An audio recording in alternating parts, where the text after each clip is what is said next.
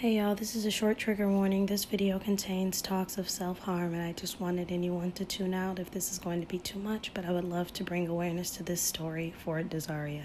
Let's get into it. What's up, party people? It's your girl, welcome to China and welcome to my channel. And today I don't have the energy.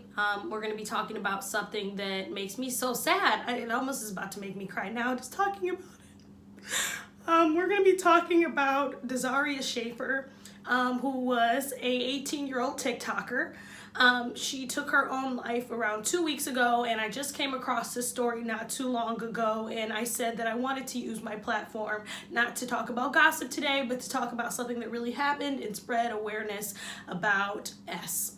For those who do not know, I have to kind of watch some words that I say, so just bear with me. And I wanted to bring awareness to this case and talk about mental health, especially for those who do social media and influencing. I can definitely relate to some of the things she went through. So I wanted to talk about that.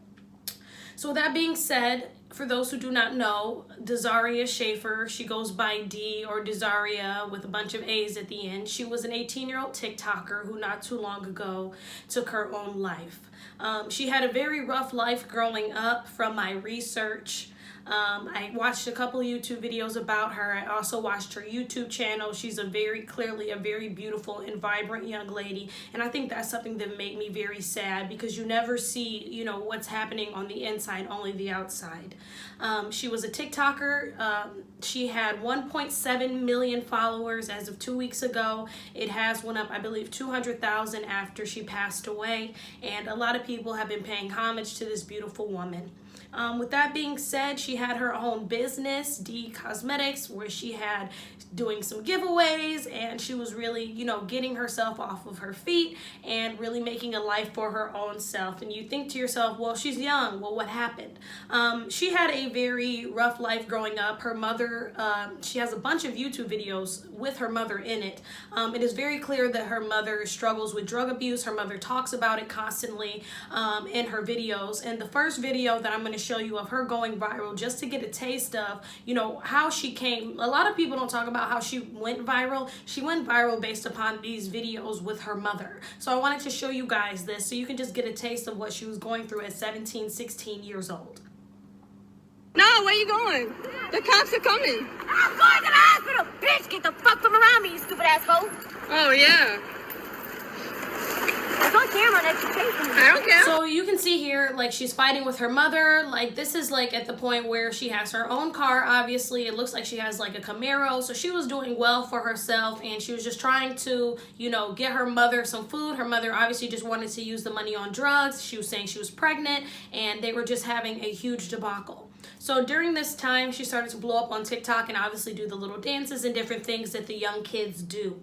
But with that being said, something else that came out was a video of her saying, making my mom choose between her boyfriend and myself. And again, as we know how toxic TikTok can be, she ended up doing a video and showing us that on her YouTube as well. But I'm going to show you guys here, her and her mother going back and forth about her mom not wanting to leave her boyfriend. God damn it! You don't understand! You're gonna be stuck! I can't go sleep by you! So you already said You're that! gonna be in the facility. Jennifer! I need my eyelash glue! Come on here. Let's leave your boyfriend and let's go. No! I got things I gotta do, Dazhariaa! Fuck! You not love me? You Man. rather be on dope for the rest of your life? No, I'm not gonna be on the... Yes, you will. Son of a bitch! You rather live here for the I'm rest gonna of your show you life? better than I can tell you. Just like I got my car, I'm gonna get my life on track. So as we can already see, Dazhariaa has been going through it. But through all of this, she has had a striving business of cosmetics. She was an entrepreneur, and also she took us on the journey. And keep in mind, I feel like this is hard when you do take people on your true journey of your life, especially kids who don't know any better. She didn't really have any big parental forces in her life until a gentleman comes forward and she says that he is her father. So she takes us on the journey of getting a DNA test, but first, the DNA test came back as being negative. Then she says that she took another DNA test and it came back positive because she just couldn't deny, how much she looked like this man. So with that being said, she also had another video, you guys, of her mother talking about she slept with over 80 men, and it was just a mess, truly a mess. And her father came out saying that no matter what, like, he wanted to make sure that he was going to be a part of her life, and he wanted to be a big father figure for her. So his name is Raheem, and he was one of the first people, you know, to really be a big influence on to Dazhariaa's life. So with that being said, let's move on to the next person within her life. Her boyfriend, Mike. So her boyfriend Mike was someone who was getting a lot of flack along with her mother as well, for people blaming, again, it's kids talking here, they don't know any better, blaming him for her death. So I want to make something very clear before I get to the boyfriend Mike, because I did start to feel bad for this young man. No one can force someone to take their own, you know? So with that being said, I am a strong believer in that. I'm a strong believer in not being able to get help for mental health. I'm a strong believer in the mental health system failing. I'm a strong believer in the mental health system not getting to the people who really need it. And, you know, a lot of her friends that I'll get to later did say that she was showing signs of feeling sad and that she did not want to be on this earth anymore. So her boyfriend Mike was the last person that she did a TikTok with, which was showing basically them not being together anymore. And a video that a lot of people were blaming on Mike was this video that they did of a truth or dare together, and Dazhariaa asked to go through Mike's phone. Let me see. Sure. Wow, that's crazy. Alright, there you go. I don't got no. Give me the timer. Give me the timer. Put the timer on here. As soon as you. Oh shit. As soon as you touch it. He's nervous. He's scared. Go ahead. I think they should see too, huh? What you gonna do, screen? Go ahead. What? Bro, what are you talking about, man? Screen recording my phone?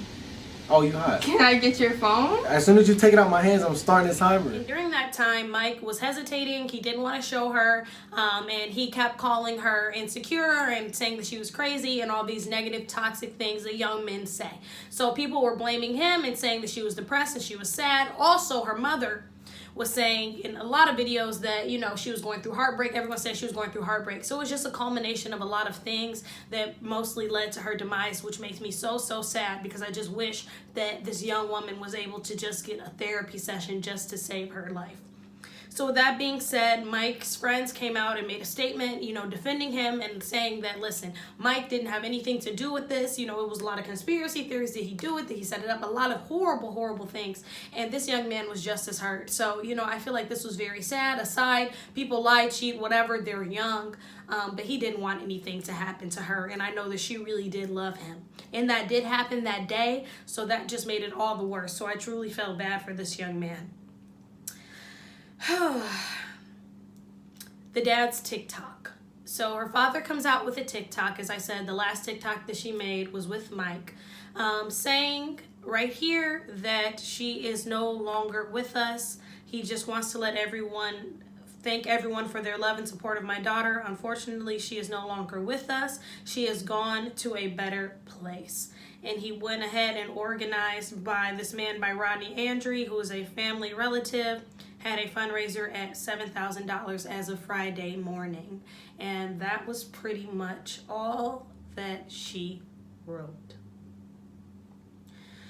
So this is very, very sad for me, because I feel like, you know, a lot of people were saying, and through my research, one of her friends by the name of Juan, who I found out was in the hospital. So please pray prayer for this young man who, you know, went live a couple days ago saying that, you know, Dazhariaa was expressing to him that she was sad, and that she expressed to him taking her own life before, and how he talked her through it. And, you know, young kids and, you know, high schoolers, whatever, kids underdeveloped, you know, under the ages of 26, we all getting our minds together, you know, but just kids who, you know, are talking to each other and just don't have the right resources. And a lot of people were saying, and her mother even went live, you know, it looks as if her mother is off of drugs. And I feel bad, you know, no one wants to lose a child, you know, but mental health, and especially being on social media and the bullying and people talking about her and Mike's situation and her mother, you know, she put her whole life out there. She was a beautiful, beautiful girl for everyone to see. And, you know, ultimately the pressures and the bullying and the awful things, you guys, I do YouTube and I don't nearly have as big as a platform. I hope one day I can have a platform as big as hers. You know, I truly pray.